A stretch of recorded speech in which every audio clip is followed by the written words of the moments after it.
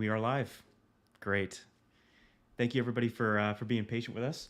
Um, Technology doesn't always do what you want, and but we're live now with Noah Sussman, and it's just a pleasure to have him with us. For everybody watching, this is something that we do a few times a month, where we interview designers, creators across the world in multiple different industries, and we just dive into their process and dive into their work.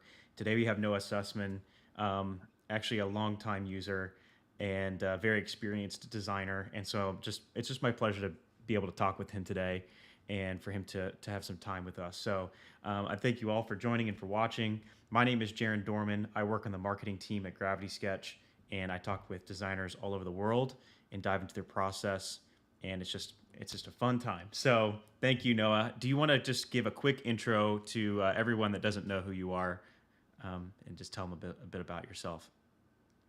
Sure. So, like you said, Jaron, longtime Gravity Sketch user, but also longtime designer.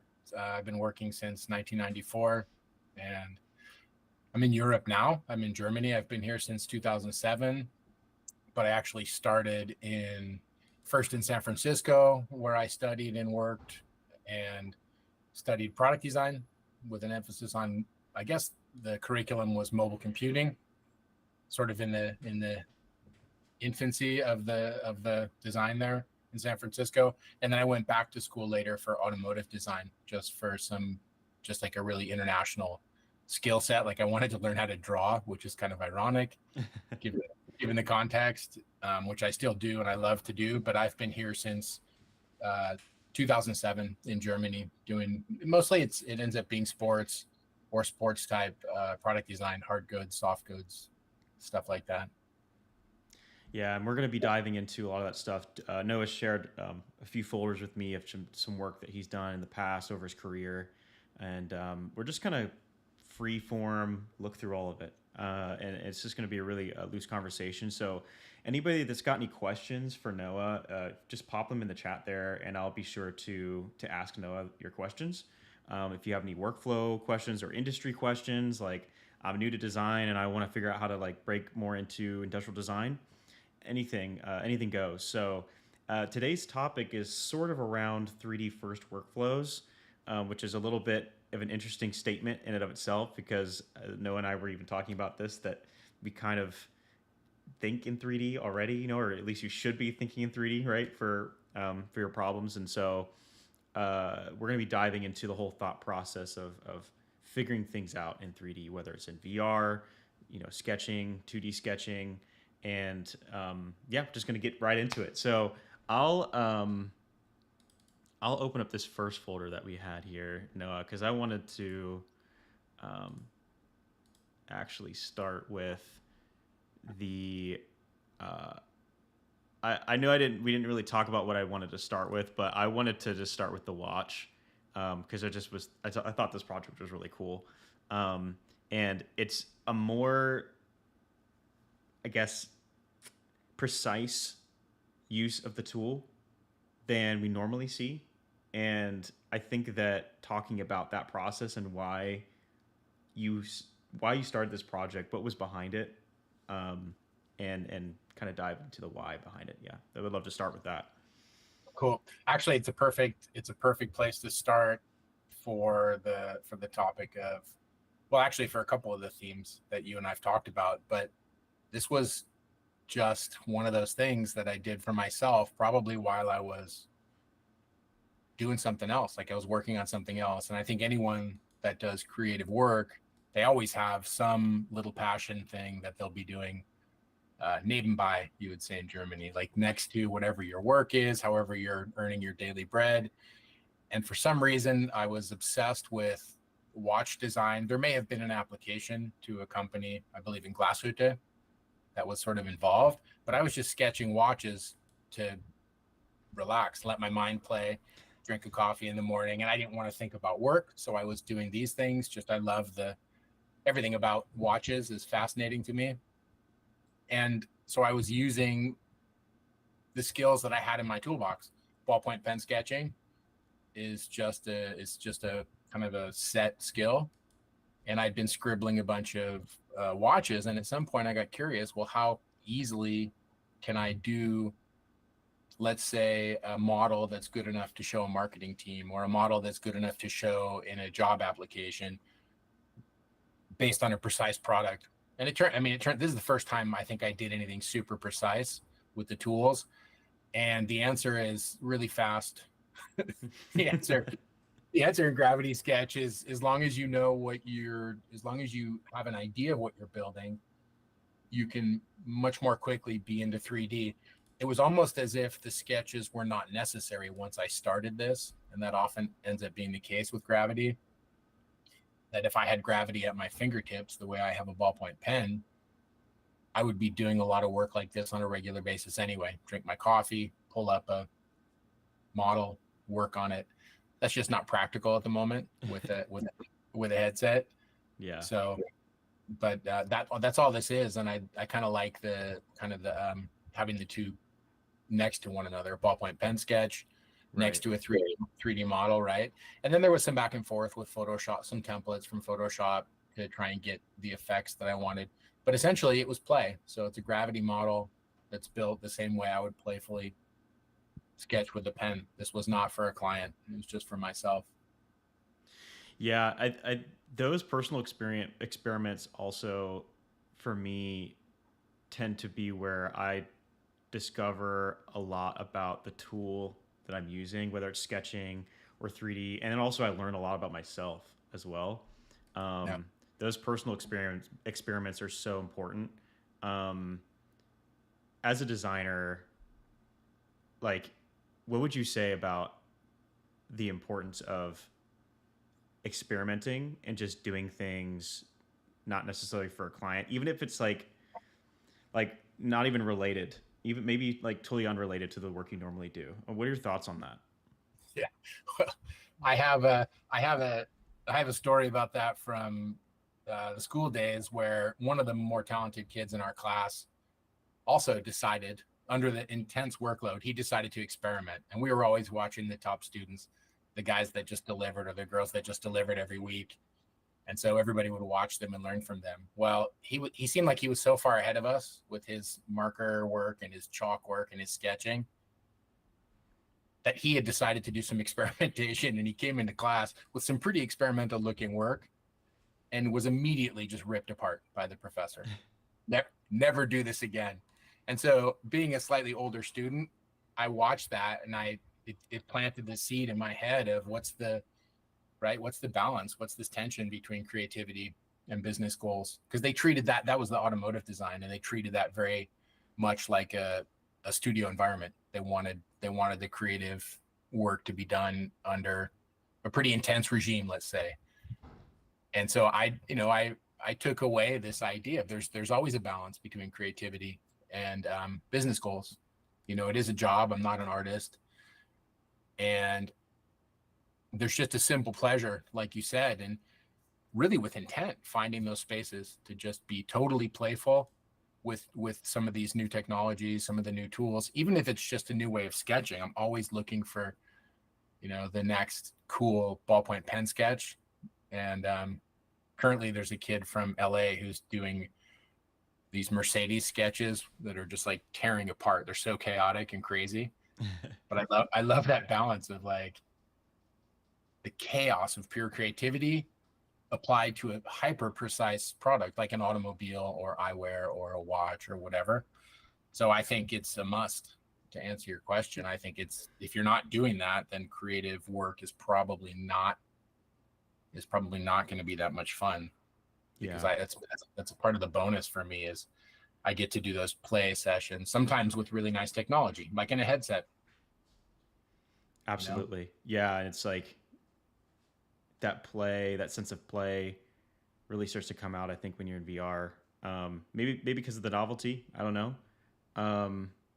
But also a sense of, for me, like, oh, I can really like make something in here. Or I can make something with this. At least that's what it did for me in the beginning. Absolutely. It's a little scary. I think there's this application or this requirement to apply precision, because we're talking about consumer hard goods. In my case, it's consumer hard goods. Very much, I was inspired by the industrial designers like post Second World War, with like the economic boom in consumer goods and automotive design and product design, industrial design for anything you could put in a home, right? Anything from footwear to electronics, furniture, architecture. And the precision required for hard goods design means that I'm using tools, whether it's a pen or a piece of 3D software, with real intent and real focus at work during the day to earn my daily bread. And then that relaxing, Saturday morning with a cup of coffee, I still have access to all that precision and all those tools, but I can apply it to unexpected areas. Yeah. Yeah, there's just a lot of cool stuff to dive into here. We probably won't be able to touch on every one of these projects, but it's like, it's definitely, there's a lot of, I feel like I'm in a candy store, it's like, ooh, it's kind of like, let's have a look at that. Let's move to the, I think it's the skydiving goggles. I could be, Yes. Yeah. These are vehicle board search and seizure goggles. yeah, yeah. Do you want to talk about this project a little bit? Because I just thought it was so cool how you were talking about your process designing these, and we'll show some images of the kind of the practicals behind it. But yeah, did you want to talk about this project? Yeah, I was trying to say what they are first. Vehicle board search and seizure, VBSS, vehicle Okay. board search Yeah. and seizure. It's hard to say, and you don't say it every day. So there's and I'm in Europe, so it's always really interesting to me, this idea of working on global design versus local design. Obviously, those are two extremes, Mm-hmm. but it's like, where am I focusing as a creative? Where do I want to work? I really enjoy local work. I really enjoy producing something for somebody that I can see, someone like I can watch the products be used, the hardware like be used by people. So I really love projects like this. This was initiated by this was somebody trying to do entrepreneurial work for let's see, I guess it's military hardware. Essentially, there's a whole purchasing process to buy products for the United States military to test. First, to they have to brief it, they have to test it, or they have to find the products. And I was approached by an individual who had access to this testing group, and he gave me this really complex, intense brief for what the products need to do. And there was a fascinating history of products that didn't work. Beautiful photos of like handmade, hot glued, just destroyed pieces of eyewear that they had built themselves and tried to use. And so, based on the brief, I was so inspired. At the same, I was doing ski goggles and other stuff at the time, so this was sort of a side hustle. And this is an example of Gravity Sketch just shining. The brief, I took the brief into the studio. I bought obviously a head to model on, and just immediately started putting limits, lines, edges right onto the head. Like, there was no styling to the process, if that makes sense. I literally just jumped right from the brief just to throwing lines down and to thinking about where I wanted the features. It's critical to flush the interior atmosphere of the goggles. It's like a very low profile goggle. It has enough material that it can withstand sort of the hard knocks, the impacts of what these soldiers are doing with these goggles. Yeah. Like, you're in a small boat on the water, smashing along in the surf, cold, wet, sunshine, and then you're climbing ladders and you're hot and sweaty, and then you're going through doors and it's dark and your goggles are fogging up. So they have to respond to all these things. It's a very complicated system.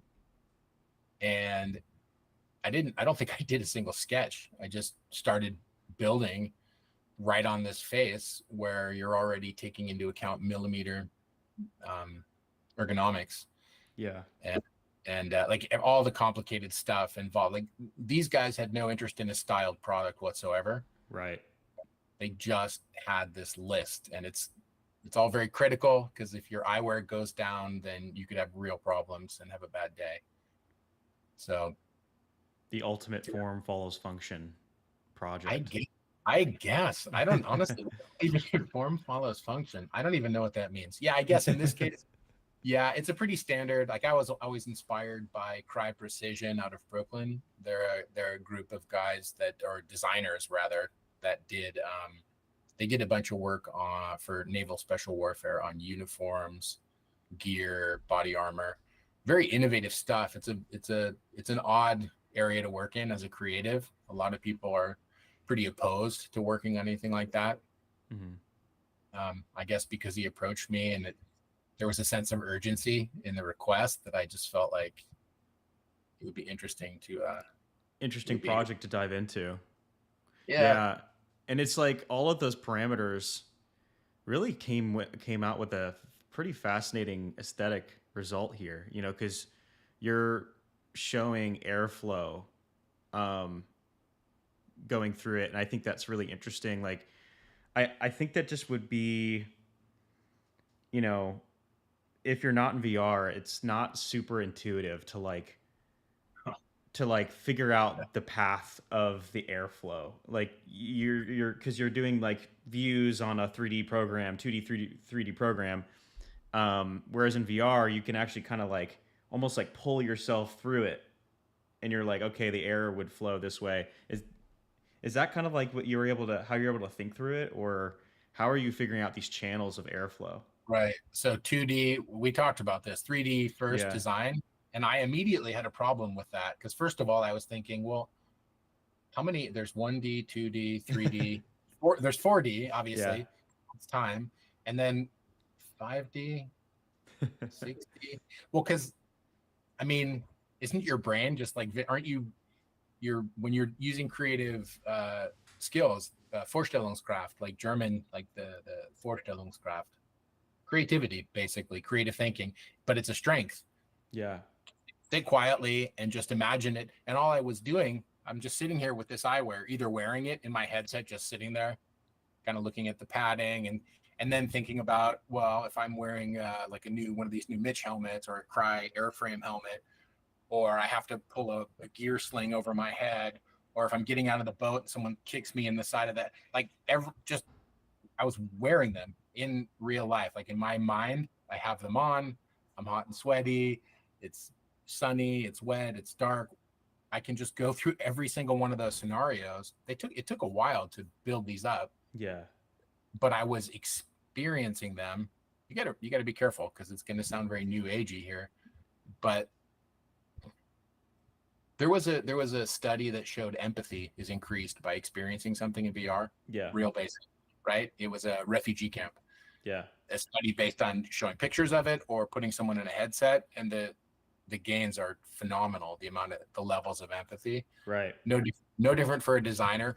We can get there anyway with a napkin and a pen and some coffee. We can sort of build that empathy in ourselves, but then it's hard to communicate it. Mm-hmm. And so with these, Yeah. I mean, there was definitely this strong impulse to bring something creative and intelligent to the table because Right. the customer was a very intense gentleman who had like personal use, and he had showed me all these prototypes he had built and destroyed. And so I didn't want to bring anything silly to the table, so I just sat with this thing and went through all of the stuff he talked about. Okay, how's this going to work if it gets wet? How am I going to do this if I have gloves on? How am I going to, how am I going to get these off with one hand? Exactly are the vent holes? Yeah. What makes sense? Empathetic, experiential. So 5D design, 5D first, I guess. Mm. Or, All right. I love it. Yeah. yeah, I mean, no, it's so true. I mean, like it that empathy is like I don't know. This project is. I mean, this is not the only project, but it's such a great example of the intersection of all those things that you're. You know, we're talking about 3D first. We're talking about obviously the laundry list of things that you needed to hit for these goggles, but then that is what a perfect example of like the role of the designer, right? It's like it's my job to put myself in the place of that person that is going to be using this thing day in and day out, and is this actually going to work? What is this thing that I've done to the product, is this actually going to um is this actually going to play out? Is this going to be useful in a day to day? Is this actually comfortable? Is this, and in things you're talking about, like, someone hitting you on the side of the face and knocking the glasses off, like that's something that your client, the guy you're talking to, probably wasn't even thinking of. It's just like the random things that would happen, outside of the device or itself. Yeah, I think it's a great project and a great example of the things that we're talking about here. It's an interesting, also it's a polarizing product because it touches on this idea of global. Like, as a creative, am I interested in global or am I interested in local design? And that in a way, that it was a while ago. This was years ago that I worked on that. So let's zero in on local. What's a good example of like local something that's more ties to that in this? Well, yeah. Look, I guess that was kind of a political statement. It turns out, because I've had the good fortune to experience both more of a global environment. When I was working at a big sports company, it was very much global, or at a bike company, it was very much global. In other words, the design was certainly addressing a certain group of consumers. Yeah. But it's in the hundreds of thousands, if not millions. And so I got to experience that. And then I got to experience more boutique, smaller, I would say local design, where the community itself is, well under 100,000 or 200,000 people. So there's actually like a manageable sense of what the consumers are doing with the products. There's consulting work in here too. So the silly clip with the red background is nothing. that's an hour, 2-hour sketch for a 3D printer. So apparently cops have a serious problem. Among other problems, they have a serious problem with duty belt, service belt. So you have one belt to hold your pants up, and then over that you wear a duty belt to carry all of your gear. And you would think like running and doing karate and things like that are the problem. Actually, it's getting in and out of patrol cars, and your belt slides up. And there are a million different ways to fix it, little snaps and belt keepers. And I was doing some work with a subject matter expert. So he's a former, I guess you'd say SWAT, USK in Germany, police officer who had a career. And this was one of his headaches, was that his belt would slip and then his pants are falling down. And this was something we came up with. And I guess he expected a long development cycle. And I said, hold on. We sat, did a couple of pen sketches, and I just blocked this out in Gravity, and we 3D printed and tested these things probably the next day or 2 days. Wow. From his, yeah. Super rapid. It's a joke. It's unbelievable how fast it is. Because what are you going to do? Carve it out of wood? Right. Or, like laser cut or whatever. So that was very local. A lot, actually, some of the, I know we talked about not too much footwear. We can talk about footwear. Absolutely. I know, but you said, there's so much automotive and so much footwear. Yeah. And actually that does actually speak to the global versus local. Like, do I want to tailor my work to like global markets, or do I want to work more localized? Yeah. And actually it turns out my profile, I do enjoy like smaller groups, smaller teams, doing creative work in a team that really depends on the work, needs the work, relies on the work, and they view the work as a valuable part of the corporation or the organization or the team or whatever you want to call it. Yeah. So this was just fun. One day I realized I've never made a bike, so I made a bike. And quite impressive at that. Yeah.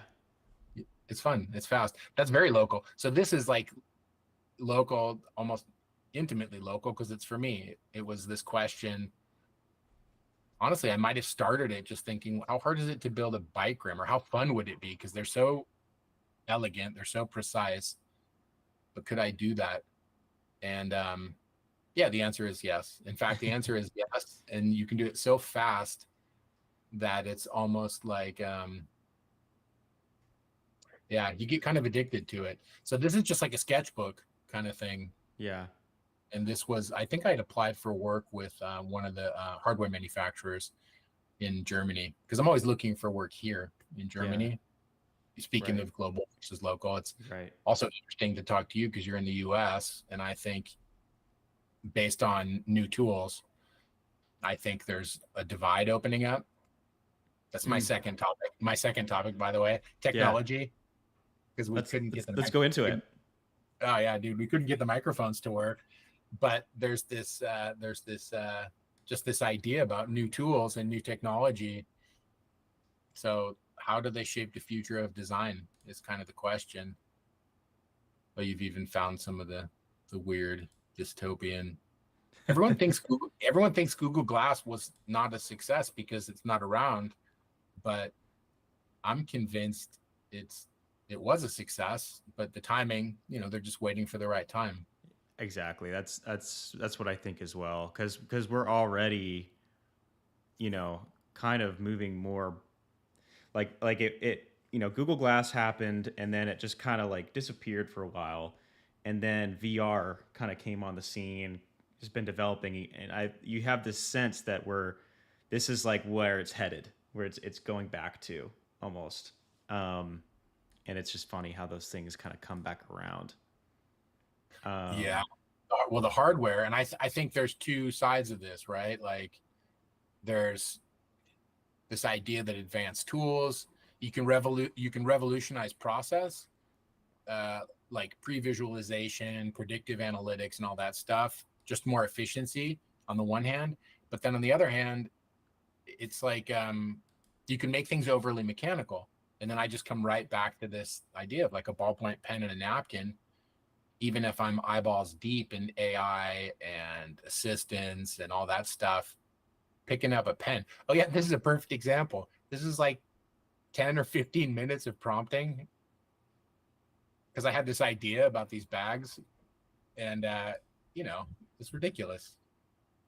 What is this? Korea? It's like Korea. It's a mid-journey to Korea. Just text. oh, You this is to know, Korea. Wow.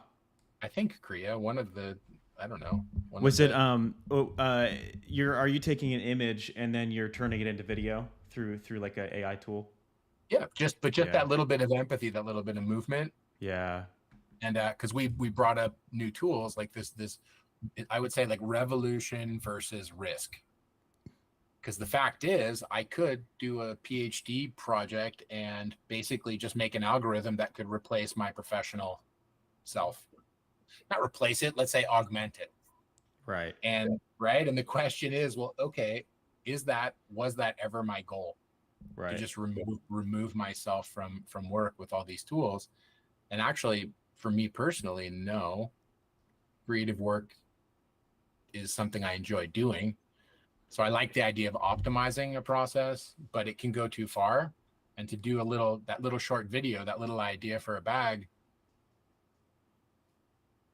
I feel like I missed a little bit of something in Mm. doing that. I threw that up to kind of show where for me it starts to become kind of boring, these new Mm. tools, Mm. where it's not the same as putting lines on paper, seeing what I'm building, and being sort of inspired.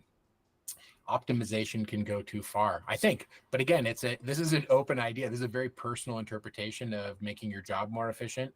If I were back in the beginnings of my career, let's say working at Burger King, certainly, I would want to optimize how to take out the garbage, because that's Right. it's an unpleasant task. But creativity and design, I actually, I really enjoy it. I love it. So Yeah, and I think um, if we can just kind of stay on the AI topic for just a minute, because I think this is good to talk about. And we'll definitely dive into a lot more at around this year, our conference. But um, it's you're talking about automating that process, and is that it's making that it because it's obviously speeding up the process, but to me it's always comes back to that core idea, um, that's so important to get down to, and something that's exemplified through all of your work is that it's hitting a very specific need and you're working through these very specific constraints and problems, and maybe AI will get there possibly, but um, I think I just see it as a jumping off point, if anything. It's really not like an end use tool, but it's helping convey those ideas maybe a lot quicker, getting through the sketching part or the rendering part maybe. Um, I would yeah, argue differently though. I would go back to my garbage example yeah, because it's so elegant. I would say, yes, give me all the AI power in the world, and I'm going to use it as a designer because I've been doing this since 1994. I have a few areas that I would like to optimize, but not really, not really the creative part, because right, frankly, that's a joy, yeah, and that joy has some value. There's yeah, some like special sauce there. yeah, So let me optimize alignment. Let me mm, optimize. Let's say we're a startup. Let me optimize our burn. Like how much are we spending? And depending on who you ask, if you're having a call with C-level, these guys, you're tracking your burn rate on a daily, sometimes, like 2 or 3 times a day basis. Like what are we spending, when, how, why? Let's optimize that. Let's optimize alignment about supply chain. Let's optimize alignment. What's another headache? Not certification, but rather if you're doing like a medical product or a product that needs some sort of fire certification or safety certification, let's optimize those things because, let's remove 80% of the email or 50% of the meetings or half the business travel. So let's use AI for that, I think, or to clarify briefings, like to improve briefings. I have this idea that using AI, I'm always trying to do, we talked about this too a little bit, like try to create an SEO integrative creative process. I'm just fascinated by the idea of SEO being this one part of a business that's tucked away on the marketing sales side, yeah, when SEO has so much information. If you read it correctly, you can learn a lot about a business. And so yeah, AI tools for that, business optimization, but pieces of this creative process, it's like, why would I want to? It's like automating ice cream. It doesn't make sense to me. Do you think it's Not just yet. noise? Do you think then it's just like noise in the world, these AI outputs that people are putting out? No, come on. You think Facebook would? Oh my goodness, they might. Didn't somebody? Weren't we talking? Oh, we're not going to do that. Let's not start with politics. I do believe it's an amazing, fascinating, but it's Yeah, also, we have to make choices on an individual basis. And thank you AI. There are pieces of this that I really can use, that I want to use. right. I'd like to try to start doing stuff with Llama, for example, or any open source LLM that allows me to build my own agents. And because if you do design for more than about 5 years, you start to realize how many images you create, how many models, how many slides, how many designs, and it becomes unwieldy to work with them. It becomes unwieldy to share the work that you do. Yeah, So there's a great use of new tools. But how it shapes the future of design, I think we have to be cautious. The profit motive tends to win out, I guess, since it's business. So we have to just be cautious that the organizations we're working in have some sort of holistic ideas as well about design. I could see where there was a definition of okay, this is the last thought sure. on this. There was a definition of AGI on some podcast or another, and it was this idea of given agency, in other words, giving an AGI system finance and a simple task, can it go out and start a successful business on its own? And I don't know, there's something that feels like maybe a bridge too far in a way. Mm. So yeah. And so from where I sit, yeah, I love using the tools, but certainly not anyone exclusively. I still prefer thinking about stuff first, like myself. and then selecting which tools I'm using. But again, who knows? This is Yeah, all moving very, very quickly. absolutely. I mean, just a year ago, it's pretty crazy to see where we were a year ago versus where we are now. Um, I do want to shift it over to your sketching, your ink sketches here, and something I'm thinking about and realizing as I'm looking at these is I'm seeing a lot less sketching, a lot less design sketching, um, and I think it's because of all of these other tools, AI, VR sketching, becoming just more efficient at conveying ideas. What are your thoughts as because when you started in design, I mean, this was the way to communicate. Um, Mhm. and this was a skill set that was heavily leveraged in school and is still in design schools. But what's that shift that you see your experience coming into now in terms of sketching versus maybe more 3D sketching now? I'd love to get your thoughts and talk about this a little bit. Yeah, you talked about it. You said efficiency, and the idea of efficiency in business is not new. I think a lot of that thinking started, let's say, when IBM started to kick off, and companies were either buying access to computers or buying their own computer systems, and they were huge systems. They would even come with somebody like an assistant from IBM would come and help you write software or write programs on punch cards or however they were doing it. So, I mean, there were all sorts of initiatives to streamline and make more efficient and, just optimize business practice. And that's fine. But there's also, there's this idea that my dad used to say, if you want a light bicycle, he builds bicycles.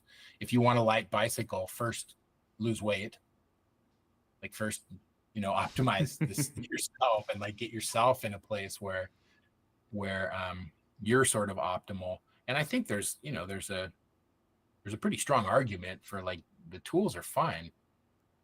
I've always said that about gravity. The first time I used it, I thought, okay, perfect.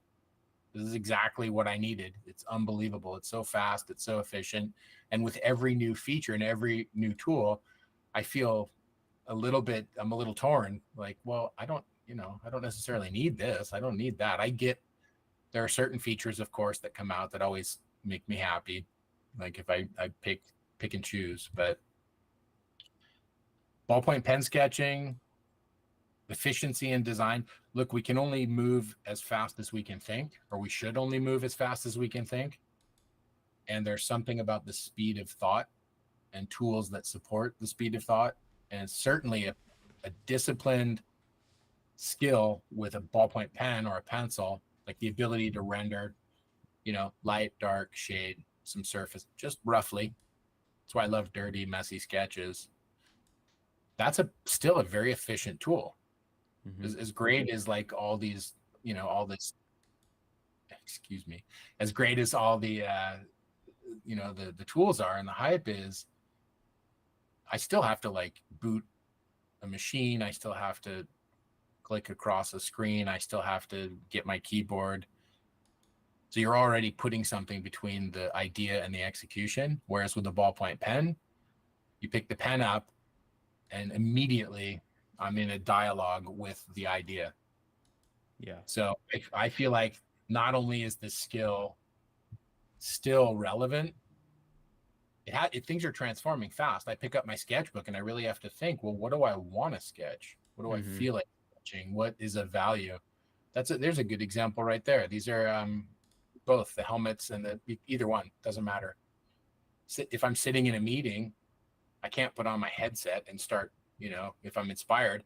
But if I look like I'm taking notes anyway, I can scribble something, capture a gesture, just some totally fleeting idea, just the way a graphic might look as the product rotates on somebody's foot or on their head.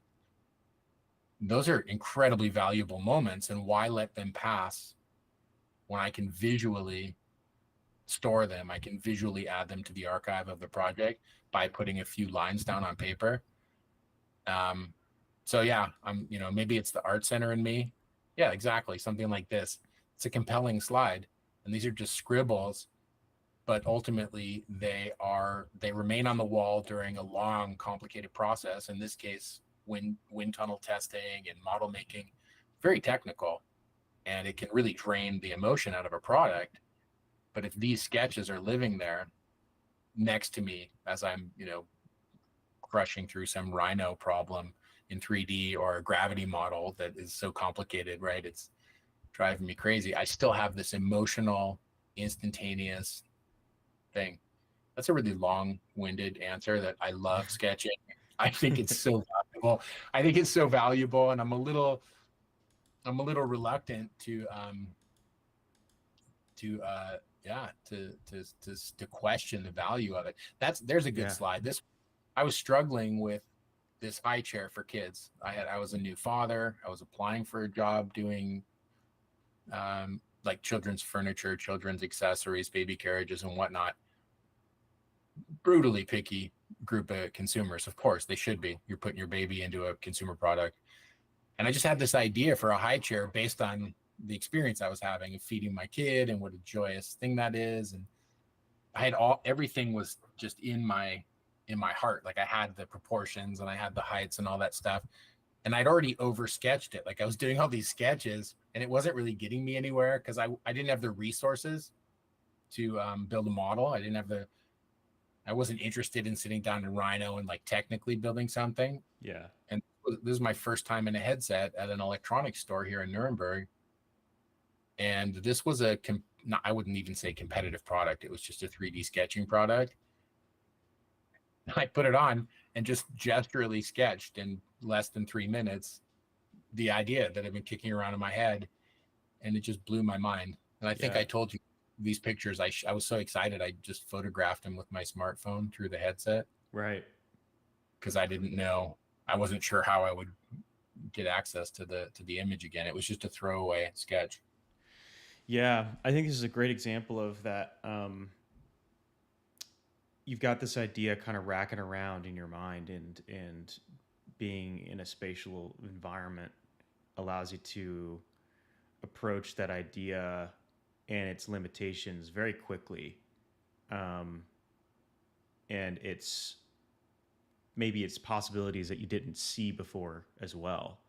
Because I almost think like, how maybe people will recommend, if you're trying to work through ideas or concepts, or maybe understand yourself more, they say to journal, to write, to write things down.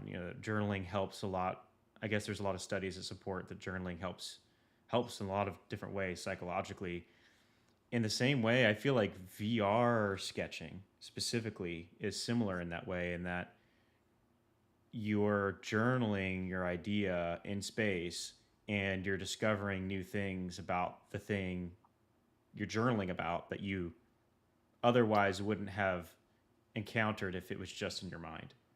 Um, and I find that's very powerful. And we're seeing that too with like our clients, people that are using Gravity Sketch at on a enterprise level, that they're working on a shoe or something, and they're arriving at new ideas and solutions that they otherwise would not have if they were you know just going through the traditional lasting process or whatever. It's Too pretty many amazing. ideas. Too many ideas, Jaron. That's the thing. It's not. I would say yes, and I would say that it's actually more than just an aid. I would say it's like jet fuel. You're pouring jet fuel into a Volkswagen Beetle. You better make sure you can steer and have the brakes. Because and this would go back to the sketching question. Sketching involves a fair amount of discipline. Yeah. Applying that discipline workflow or that discipline relationship to like a creative skill like sketching, I apply that to Gravity a lot. Because if I just go into Gravity and say, oh, I just want to mess around, ironically, I don't like cooperative creative work. It's really hard to find that partnership, that teamwork. Mm-hmm. Working with an engineer or a clay modeler or another designer, and you have a good like dynamic, it's great. But oftentimes, like with cross-functional teams, I can see like creative toes get stepped on by like too much input. But if I just want to play around in Gravity, it's weird. But if I am in a collab, let's say with a former classmate, it's almost automatic. We just start working on something together. It's like maybe a friend of mine he wanted to show me a car that he had built. And the conversation very quickly just sort of faded off into both of us. Like I was working on the tail lights.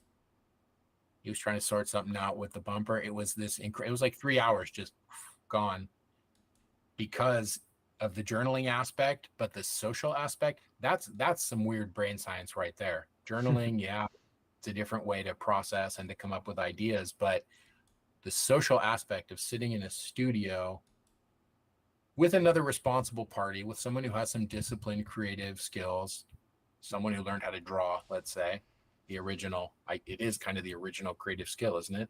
Drawing. Mm-hmm. Yeah. But Gravity created this absolutely wild space where I've been in a few collab rooms, and with some people, okay, I just get a headache pretty quickly and I'm out.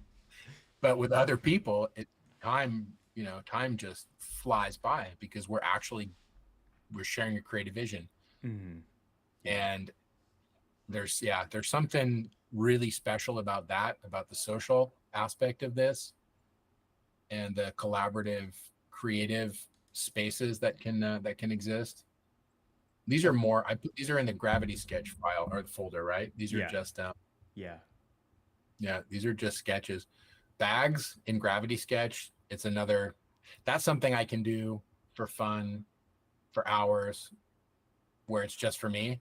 Because maybe I just had this idea of like, I'm on my bike, I need to get the keys for my lock, but I'm on the bike and I'm in traffic. And I just have this one idea of like, this is exactly where this is exactly where the pouch needs to go, because it'll hook right on the edge of my belt on my jeans. Like as I push down on it to get one-handed, like, and then 3 hours later, I've got this bag where everything is based on, I'm just standing in my living room, probably looking like an absolute lunatic, running the bag around my body, checking the positions, checking the width against like a smartphone or against an A5 sketchbook or whatever your modules are. Everyone has their own modules. Yeah. For me, it's an A5 sketchbook. It's an iPhone. It's impossibly large amounts of coins, like change, because in Germany, I can't keep track of, because the numbers are all backwards when you do change. Right. So I'm always ending up with too much small change. But yeah, this is a Gravity sketch just done by wearing a bike bag. I rode bikes a lot when I lived in San Francisco for, not to drive a car, not to take the train. Yeah.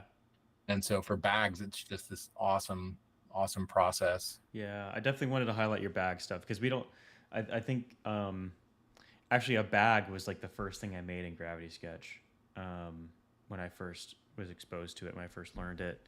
And because to me that was like something that I was never able to do I mean, you could, right, in theory, create that in another program, another 3D software, but for me, it was like one of those things that was like, I never even would consider doing a bag in a 3D program because it just was like, how would you even start that? How would you even approach that? Whereas in Gravity Sketch, I was like, like, I wonder what this cool backpack idea would be. And I was just able to do it. I was just able to, I mean, within a few minutes, have something pretty clear. I think it's a great example of where I think the power of simple VR tools being able to allow you to just explore those ideas very quickly. Yeah.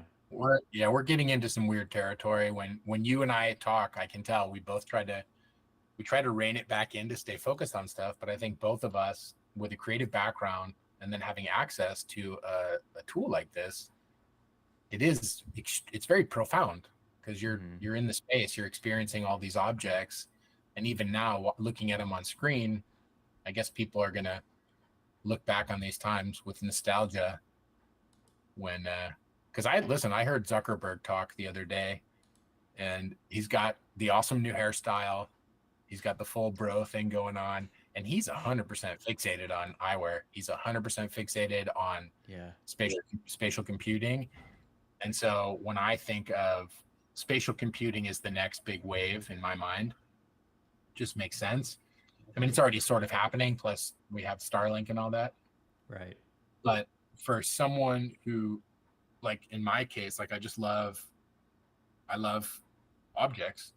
Maybe growing up like out in the woods in California, the way we did, having an imagination about a watch or a cool toy or a new pair of shoes. Like I was always fascinated by that stuff, consumer, all the cool consumer products. And it's gonna be an interesting time. A tool like Gravity Sketch I don't know, I don't have the metaphors. I'm not a poet, but spatial computing is this wave crashing over us, and Gravity Sketch is like this first tool just standing there like, okay, here's how you're gonna maintain, because even the separation between ballpoint pen sketching and using Gravity, I feel like that's just a UX UI problem. I showed you that slide I sent in frustration. Like I just wanted to flip my controller over so many times and just sketch. Maybe I start a Gravity session sitting at a table and I'm just sketching and I'm pulling these sketches up. Yeah, I mean, the Logitech VR pen, that's a new thing. I think that's starting to bridge that gap, or at least I think it's definitely their test into, would this be a tool that creatives could see themselves using and actually use for VR. There's also the Quest Pro that has the pen tip on end of it, which is a pretty interesting little feature that they added, where you can just draw on any hard surface. Like you just literally flip the controller. I mean, what you just said, you flip the controller around, press for like 2 seconds, and then the tip of the brush moves to the bottom of the controller in Gravity Sketch, and you can just start drawing on your table as you normally would. Take that, that's now a 2D sketch, so you can start pulling out. I think that's so powerful and probably something we haven't maybe shown enough of. Well, I don't know. We need to be careful about hardware though, because you and I both know we're going to end up looking like black and white films of Victorian inventors. Like, because I actually, what San Francisco, the Wearable Technology Conference, this was a long time ago. Somebody had a print. It's like, what's a computer? Was the question, and he had a sticker on his arm. And he's like, this is a computer. Well, it's 3D printed. So what makes a computer? It's got a power source. It's got a screen. It's got internet connectivity, and it's got not a keyboard, but like a touch interface. That's a computer. So hardware in many ways is dead. I think more, and it will be more and more so as we move forward. Even Zucks, he said it starts with eyewear because there's, I don't know how many millions of people wearing eyewear already. Right. And so if I'm going to buy a pair of eyewear, why not add a little bit of functionality? And then he said there'll be other form factors. That was sort of his sense. So in a world that's clearly moving towards spatial computing, it's fascinating to have experienced Gravity pretty much when it first came out. Okay, James Robbins was there before anybody. But outside of the company, obviously, the team internally, they've been working on this in school. But it really does feel like this amazing turning point on the one side. But I just come back to this idea, like for me, as someone who has done this for a long time, I'm always trying to balance the creativity versus business goals, because I didn't study business. It's interesting and it's a big piece of what I do, but there's this balance between creativity and business goals. I love creative work. It makes me a better human. And then this fascinating topic of new tools. So like this risk versus revolution, which is profound, and it goes way beyond what we do for work. And then just personally, like, okay, global versus local focus. Like I grew up with hippies. I don't know if I've mentioned that, but I was raised in full the California hippie community. And there was this one group that said, think globally, act locally. And so Yeah, I just try to use those three things right now are sort of at the top of my mind. And that's why the whole idea of 3D first workflow immediately kind of was like this itch I had to scratch. It's like, well, it's not, it's 4D, because a designer, your first job is to think. It's like use your brain first. And then what tools get out of the way. And Gravity is insane. Gravity, the problem with Gravity is that if I start to use it and I don't have intent and discipline and focus, there's so many things that I can do, or just figuring out how a brush, it's like, oh, if I flatten this and mess with the normals, all of a sudden I've mocked up something that would have taken me 3 weeks to do in a traditional CAD package. Yeah. And I can clearly communicate it with enough precision to move my team, my goals. Yeah. Down the road. This is going to be a maybe not too harsh of a little segue, but maybe a plug of off of that point that you're talking about there. I think it's that white space, right? You know, when you're coming in, you don't have a plan. You know, it could be a little daunting maybe, or you could just get lost in the sauce, and that's fun. And that, you know what? I think that's valid. I think that there's a value to that, and I think that creatives and designers should be doing that, because I think that's where new ideas come from. That's where new ways of looking at things come from. But I will say, if you're finding yourself wanting some rigidity or wanting something to guide you, we have our community assets library that we released. So that's just a little plug. And those are files that you can open that are readily available in the app. And I'm really excited about it. We're working to add a lot more to it. And the whole idea is to just to inspire and give people something to work off of. So there's a lot of stuff in there, some cars, some apparel, footwear, some other kind of random things, some character stuff, I believe. The mannequins. I would recommend anyone who's even thinking about getting started, first of all, hydrate, because the first time you go in there, you're gonna be stuck in there for a long time. Mannequins, because just posing as a designer who's fascinated with user-centric hardware, you just get a mannequin and it's like, oh, I can design a sports backpack on a mannequin that's doing something sporty in front of me, like it in an atelier, and then you're off and running. And there were two kinds. There was a mannequin that was kind of basic. That's a newer one, but there's a previous one that had absolute you can control down to like fingers and hand gestures. Right. And so so any equipment or any hardware that you're doing that's supposed to interact with people. But yeah, of course, a good last. Come on, if you there's plenty of good lasts in there, which don't underestimate the value of that. But yeah, absolutely.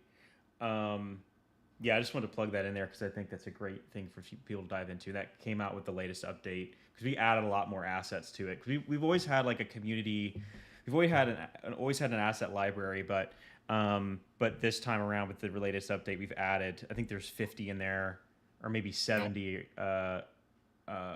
in there now. Or sorry, what am I saying? There's like 120 in there now. I don't know why I'm saying that. There's like 120 assets in there. So a lot of great stuff to work off of. But I just want to say, Noah, thank you so much for just chatting with me today and just let me kind of peruse through your work. Anytime. You know, I mean, this is not the first time we've spoken, and the tools and what you guys have done at Gravity is still, it's so good. Honestly, it's a little upsetting. It's one of those things that I love it on a level similar to, but in its own way, my perfect ballpoint pen and sketchbook moments, because you called it lost in the sauce. And so actually, I really do enjoy doing that with Gravity, which is more than I can say for a lot of the technical tools that I've come into contact with. So I've tried a bunch of stuff, and this just is persistent, and it remains persistent in this context of all these new tools. It's still, there's something about it, the empathy that it elicits when I share work in a headset from Gravity. So anytime, dude, it's, as always, it's an absolute pleasure to talk to you about this. Likewise. Well, I will make sure to put some of your links to your stuff as well in the description. I think we do have your Behance on there. But if there's anything else, I know you actually shared some YouTube links as well, Noah, in the email, so I can put some of those in the description as well if people want to just kind of zip over to some stuff you've posted there. But yeah, Noah's got a lot more stuff than we even just dove into today. So definitely encourage you to go check those things out and see the other projects that he's worked on. But thank you for anyone that's been watching us live or watching watching the recording. I want to just do one more plug that we have around festival online conference coming up this September 18th and 19th. I really highly recommend you register for that. It's around.gravitysketch.com because that is going to be designers and creatives from all over the world coming and showing their process. Just incredible people. There's even people that we couldn't put into it this year just because of capacity. And but there's always next year. And the reason why you'd want to register is because you'll be able to have the chance to join the workshops and ask questions live, talk to people live, meet people, network. It's a huge thing. So yeah, the workshops are new, it looks like. So there's actually a couple of breakout. I tried to register for almost all of them. I think I got into 2 or 3. I don't know if any are still open, but I would highly recommend some of these workshops that you just won't get a chance like that to talk to. These are industry professionals, cutting edge technology. Yeah, it's awesome. I've met a few people doing the Around festivals, and I'm still talking to some of these people. You meet some very interesting characters. Oh, that's really cool. I love that. Yeah. You never know who you're going to talk to, who you're going to meet. It's really quite a cool thing. So yeah. Well, with that, I guess we'll close it up. But thanks so much, Noah. Really appreciate your time. Awesome. My pleasure, Jaron. Nice to see you. Yeah, nice to see you as well. All right. Thanks, everybody. Bye. Okay. It is over.